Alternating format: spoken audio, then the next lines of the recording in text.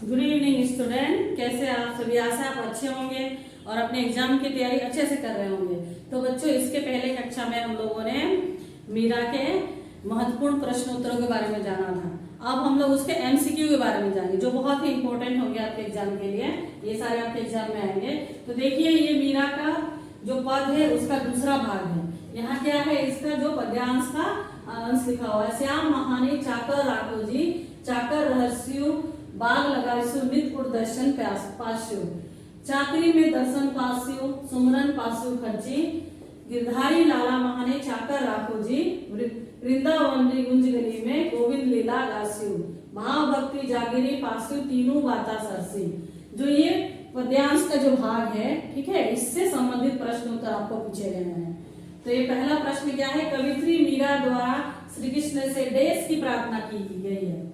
कवित्री जो मीरा है वो श्री कृष्ण से जो रिक्त स्थान दिया गया है की प्रार्थना की गई है। तो यहाँ विकल्प है, ऑप्शन दिए गए। पहला ऑप्शन है मेरे कष्ट हर लो, दूसरा है मुझे अपनी दासी बना लो, तीसरा है मेरे जीवन को सुखों से भर दो, और चौथा विकल्प है मेरा संसार में नाम कर दो। जैसा आप लोग यहाँ देख रहे हैं कि मीरा क्या प्रार्थना कर रही है, श्याम महाने चाकर राखो जी, चाकर या चाकरी, ठीक है। तो चाकर का मतलब नौकर चाकर जैसे हम लोग बोलते हैं, तो नौकर होता है। दास दासी, ठीक है, सेवक सेविका। तो यहाँ क्या इसका पहले जो दूसरा विकल्प है ये इसका सही होगा, मुझे अपनी दासी बना लो, यानी कि सेविका बनाने कह रही है। उसी प्रकार से यहाँ दूसरा है, ख है, कवित्री किस रूप में श्री कृष्ण के पास रहना चाहती है। कवित्री जो है मीरा है, तो वो किस रूप में कृष्ण के पास रहना चाहती है। तो इसके विकल्प है प्रेमिका के रूप में, दूसरा है दासी के रूप में, तीसरा है सखी के रूप में, और चौथा है पत्नी के रूप में। तो पहला प्रश्न और दूसरा जो है मिलता जुलता है, तो इसको सिर्फ पैटर्न को घुमा दिया गया है बच्चों। इसीलिए यहाँ जो है विकल्प क्या होगा, ना वो प्रेमिका के रूप में रहना चाहती है, ना सखी के रूप में रहना चाहती है, ना पत्नी के रूप में रहना चाहती है, बल्कि वो दासी के रूप में रहना चाहती है। तो इसके बाद हम लोग गौ के बारे में जानेंगे। गौ नंबर है, गौ है, ख के बाद आता है गौ नंबर। तो गौ का प्रश्न है, कवित्री श्री कृष्ण के लिए बाग बगीचे क्यों लगाना चाहती है। जैसे कविता में दिया गया है कि बाग लगासु नित्य दर्शन पासु। तो यहाँ क्वेश्चन आया है कि कवित्री श्री कृष्ण के लिए बाग बगीचे क्यों लगाना चाहती है, यानी कि गार्डन क्यों लगाना चाहते, फूलों के बाग बगीचे क्यों लगाना चाहते। उसमें ऑप्शन है ताकि श्री कृष्ण उसमें घूम सके, दूसरा है ताकि श्री कृष्ण के घूमते समय वह उन्हें देख सके, तीसरा विकल्प है ताकि बाग बगीचों में वह श्री कृष्ण की लीलाओं का गान कर सके, चौथा है उपरोक्त सभी। तो कविता में पद में बताया गया है कि वो श्री कृष्ण को बाग बगीचे में घूमते देखना चाहती थी। श्री कृष्ण बाग बगीचे को इसलिए लगाना चाहता है कि श्री कृष्ण उसमें घूम सके और वो उस बाग बगीचे में घूम घूम कर कृष्ण की लीलाओं को गा सके। तो ये चारों विकल्प क्या है, ये पदांश से मेल खाते हैं। इसमें पदांश में इन सब बातों का वर्णन किया गया है। तो इसका क्या आंसर होगा, उपरोक्त सभी। उपरोक्त सभी यानी कि ऊपर जितने विकल्प दिए गए हैं वो सारे सही हैं। तो उसके बाद आता है घ नंबर का, पदांश के आधार पर बताइए कि मीरा का जीवन किस प्रकार सफल होगा। यानी कि कविता के आधार पर मुझे हमें बताना है कि मीरा का जीवन किस प्रकार सफल होगा।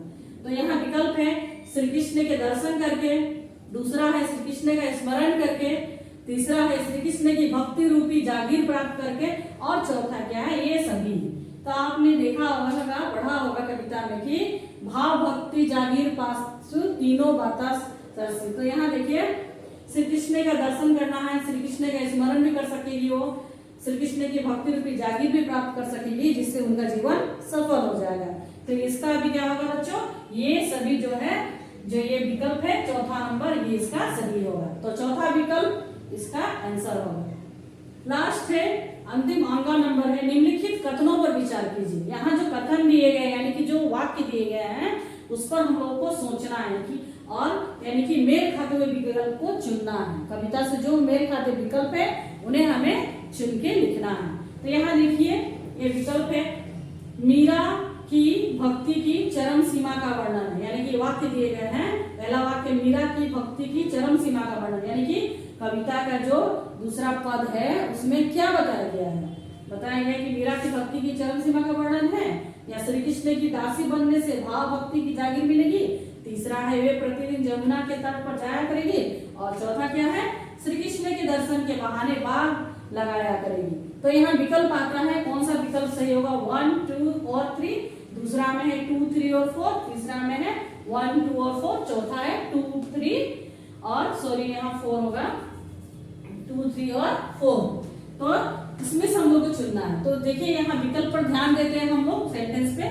मीरा की भक्ति की चरम सीमा का वर्णन है। दूसरा जो पद है मीरा का, उसमें मीरा की भक्ति का चरम सीमा यानी कि मीरा पूरी तरह से भक्तिमय हो गई है।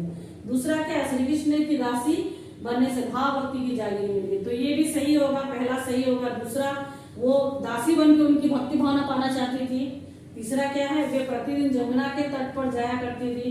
तो ये तो विकल्प सही भी नहीं होगा, गलत होगा, क्योंकि वो आधी रात को जमुना नदी के तीरा जाना चाहती थी यानी कि किनारा जाना चाहती थी। और चौथा क्या है, श्री कृष्ण के दर्शन के बहाने बाग लगाया करेगी। वो उनका दर्शन करेगी और उनके सेविका बनकर वहां बाग बगीचे लगाया करेगी। ये चौथा विकल्प भी सही है, वाक्य सही है।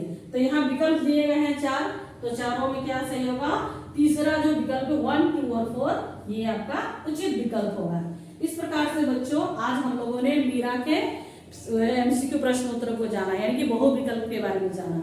इसके आगे कक्षा में हम लोग मनुष्यता के महत्वपूर्ण प्रश्न उत्तर के बारे में जानेंगे और उसके एमसीक्यू प्रश्न उत्तर यानी कि बहु विकल्प के बारे में जानेंगे, तो जो आपके एग्जाम के लिए बहुत इंपॉर्टेंट होंगे। आशा है बच्चों मेरे द्वारा दी गई जानकारी आपको अच्छी लगी होगी। आप इसे पढ़ें और अपने एग्जाम में इसे अप्लाई करें और दूसरे बच्चों को भी शेयर करें ताकि वे बच्चे भी अपने एग्जाम को अच्छी तरह दे सकें।